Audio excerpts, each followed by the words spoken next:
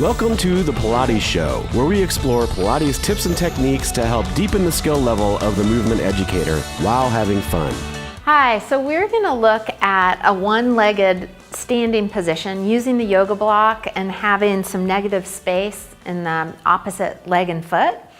And we're looking at, and you've seen these before in some of the videos we've done, the hip glide up and down, moving the pelvis on the leg, and then the knee bend, moving the leg on that still pelvis. But I wanted to start to talk about also when we do this, to really pay attention to how we're using our foot.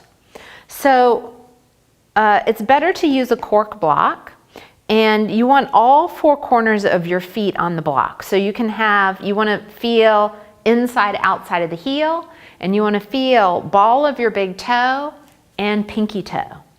And then you line yourself up into as much of a neutral as you can. So you start with the hip bones straight across from one another and as much equal length in the side of the waist.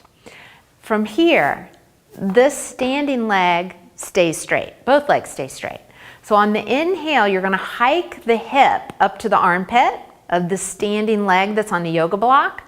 And then to bring the opposite hip up, you want to do it from the standing leg and hip that are on the yoga block. So you're thinking about driving down into the foot, lifting up through the inner thigh, and evening out the pelvis.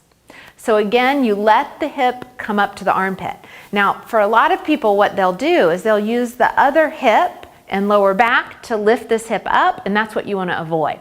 So you want to really use the power of the leg, the rooting down of the feet, the lifting of the inner thigh, and then from there, glide the hip on that still stable femur head and foot.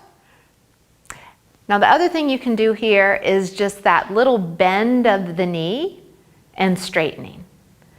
So the previous one we were doing pelvis on the neutral still leg, and now we're moving the leg on the still pelvis. So the leg now is the locomotion, and the pelvis is the passenger that's just riding, staying neutral. You want to make sure that the hips stay right across from one another, that you're not dropping that hip as you bend your knee, and then lengthening.